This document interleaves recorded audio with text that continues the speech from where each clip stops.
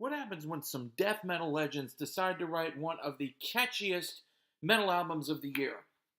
And do I think Fit For a King are royally screwed on this latest album? Or are they kings of the metalcore mountain? That's what we're here to flesh out today on episode 3 of Metalhead Central.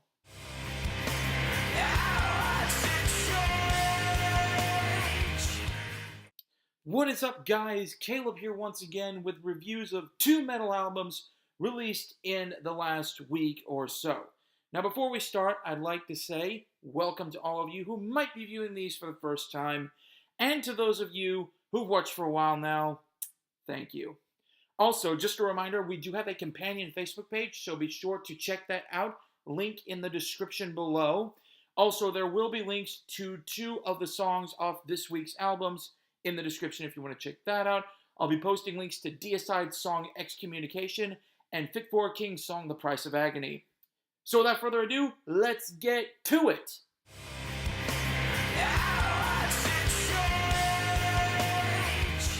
We're starting things off this week with death metal legends Deicide and their new album Overtures of Blasphemy, which came out back on September 14th. This was an album that I would put on par with Cannibal Corpse's album from last year, Red Before Black, and that's not a bad thing. I loved Red Before Black. It was one of my albums of the year. I love how bands like Deicide and Cannibal Corpse are really starting to think in terms of writing catchier music. It's not all just churning riffs and gurgling, growled vocals anymore. Now, they respect that traditional aspect of death metal, but there's also a lot of really neat catchiness thrown over the top of that, and that's what makes Overtures of Blasphemy so good. The catchiness mixed with the raw power of the band itself.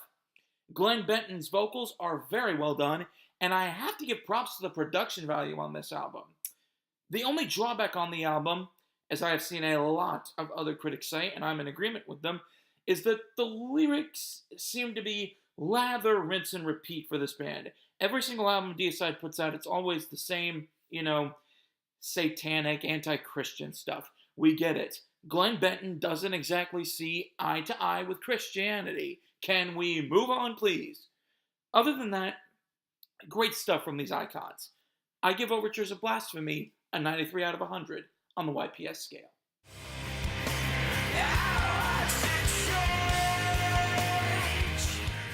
Now, ironically, after reviewing one of the most overtly satanic bands of all time, some might say comically satanic, we now come to a Christian metalcore group that has been making waves in both the religious and secular metal world, Fit For a King and their new album Dark Skies.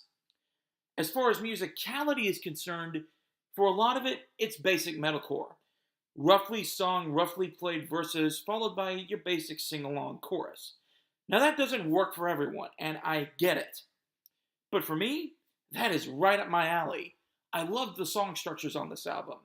Now there were a couple where Ryan Kirby screams more than he sings, and I did find that to be an asset here.